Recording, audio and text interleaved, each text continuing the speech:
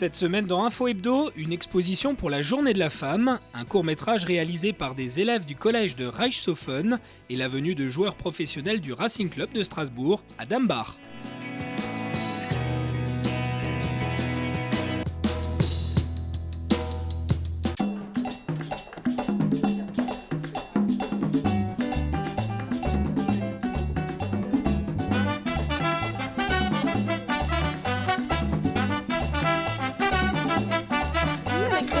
Donc, je vous présente Malou qui participe donc à l'atelier couture tous les lundis après-midi avec Christine qui d'ailleurs fait partie de l'équipe dirigeante. Voilà, donc c'est elle qui encadre l'atelier couture avec une autre personne, Doris. Le Centre communal d'action sociale organise pour la deuxième fois des actions autour de la Journée de la Femme.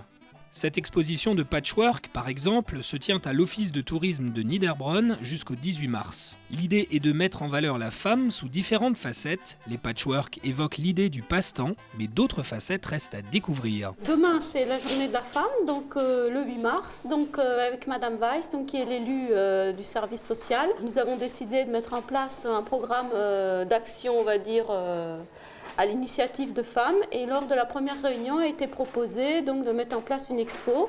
Donc ça aboutit. Donc premier projet, donc une exposition. Donc tout ce que vous voyez là, ce sont les personnes du lundi principalement, donc qui travaillent avec Christine Wendling et Doris Kleiber en animatrice.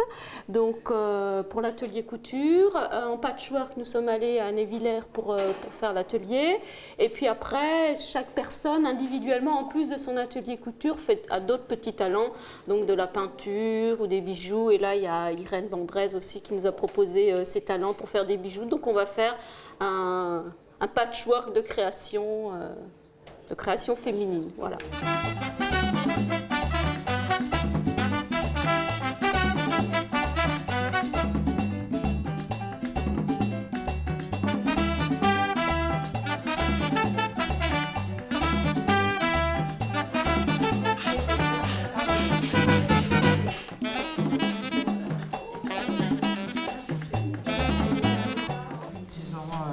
Carré comme ça, on met peut-être quand même presque 1 heure à l'assembler, parce que donc il faut voir dans quelle place aussi il va se mettre par après. Ouais. Et ce qu'on ne voit pas ici aussi, mais qu'on ne voit pas derrière non plus, parce que c'est bien fini, c'est doublé, c'est que toutes les coutures sont aplaties. Donc en fait, on peut poser après ça sur une table, ça peut faire napperon. Et on ne voit pas les doubles épaisseurs de couture, de fil, etc. Donc c'est beaucoup de travail. Il faut toujours repasser d'un côté, après de l'autre. Donc si on veut bien le faire dans les règles de l'art, et on l'a appris comme ça, on l'a bien fait, c'était beaucoup de travail. C'est-à-dire qu'on ne fait pas seulement ça, nous ne faisons pas seulement de la couture, c'est aussi en sorte un peu une thérapie, c'est-à-dire nous sommes entre nous, nous nous écoutons, nous parlons, et donc on s'échange aussi, n'importe, oui, on aime se retrouver le lundi. Donc oui, ça fait partie quand même de nos occupations de femmes, je dirais. Oui, et ça nous représente quand même aussi le groupe du lundi. Maintenant, on ferait ça avec un autre groupe, il y aurait d'autres présentations. Mais je crois que toutes les femmes aiment à se retrouver et puis à échanger. Et l'essentiel de nos ateliers, c'est pas seulement la création, c'est échanger, c'est se soutenir aussi parfois dans les moments plus difficiles, et puis voilà, faire partie d'un ensemble. En plus de cette exposition, des associations sont attendues à Niederbronn pour différentes animations. Il y aura le 9 mars une conférence sur le don d'organes à la mairie, le 13 mars une conférence du père Denis Ledogard à la Maison des Arts et Congrès de Niederbronn, et le 18 mars un défilé de mode au foyer Saint-Martin à partir de 16h.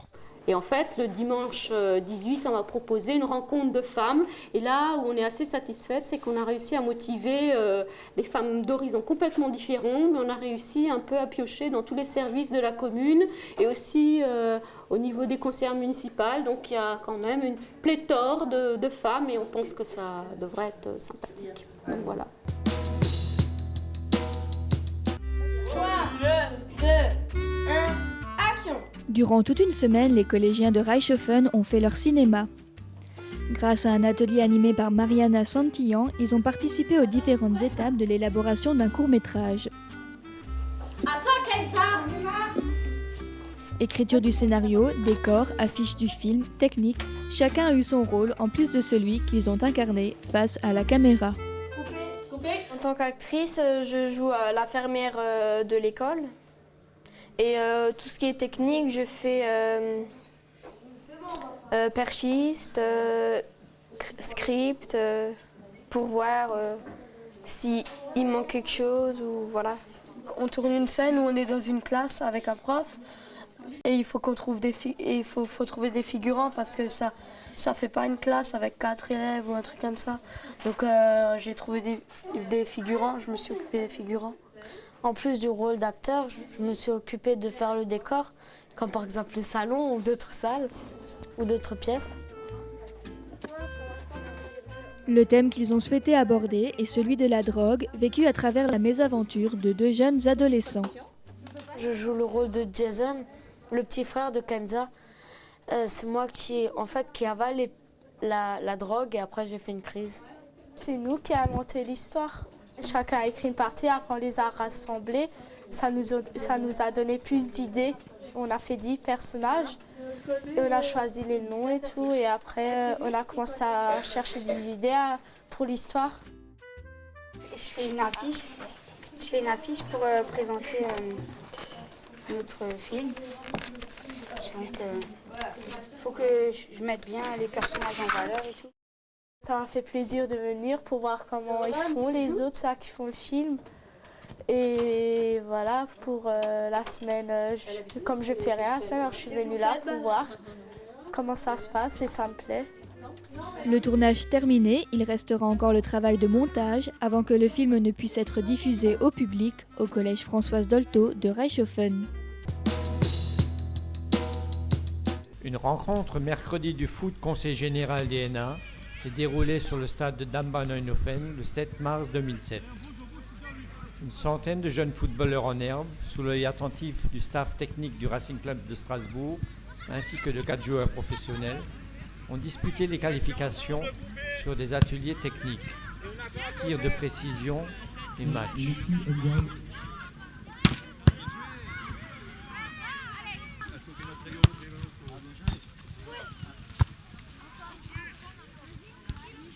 Komm hier ab, den Ball da. Ich weiß es nicht, auch nicht. Kommt oder Maxim, Alter. Jetzt habt ihr nicht ab, Alter. Ja, Maxim! Alter, komm her. Besser!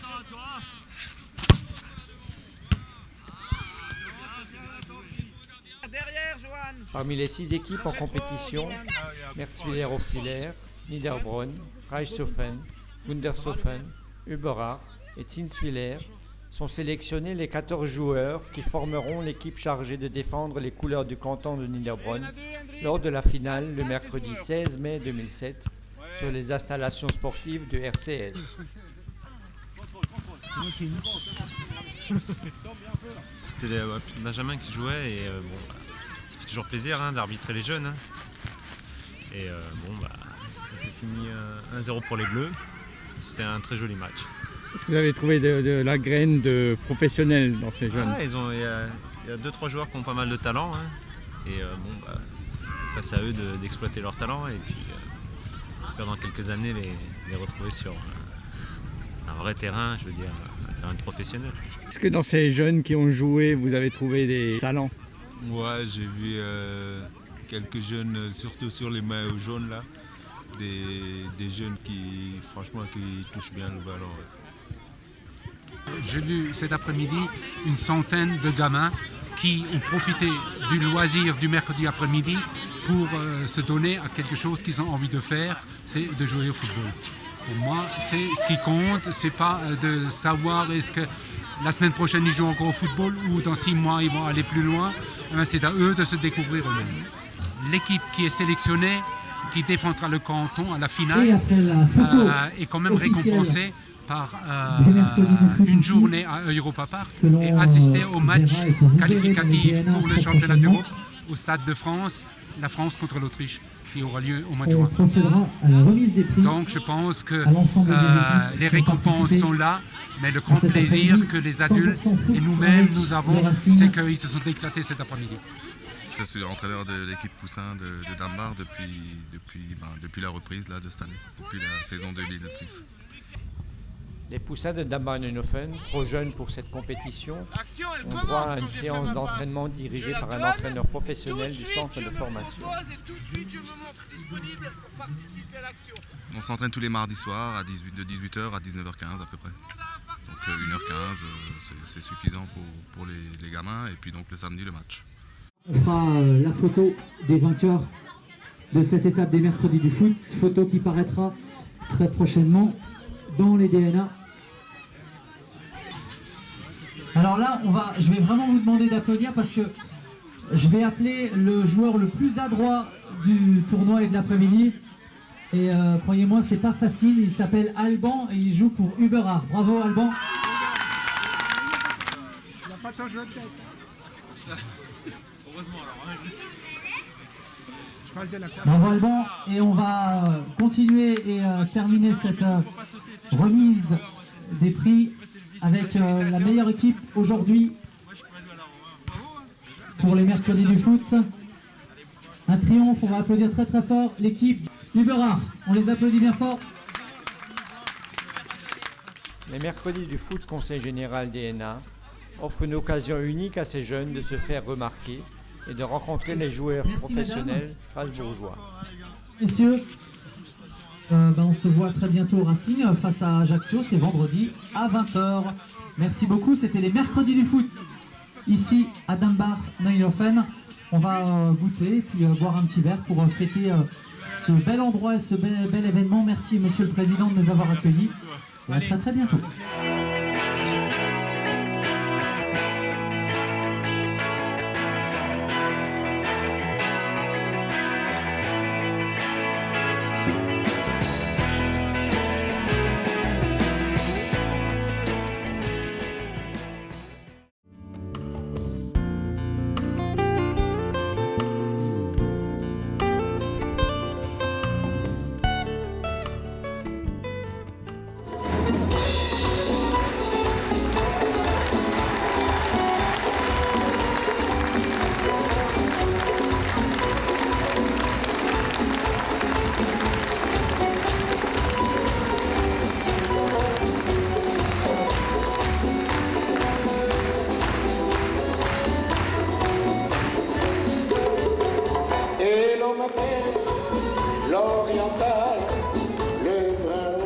Déjà 45 ans de carrière, Enrico Macias fête cette année un grand anniversaire.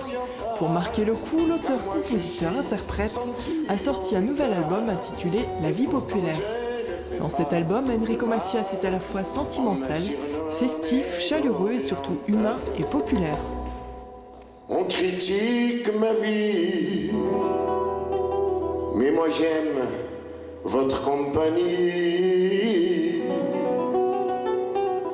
À tout instant mon cœur s'attache, mon cœur joue à cache-cache.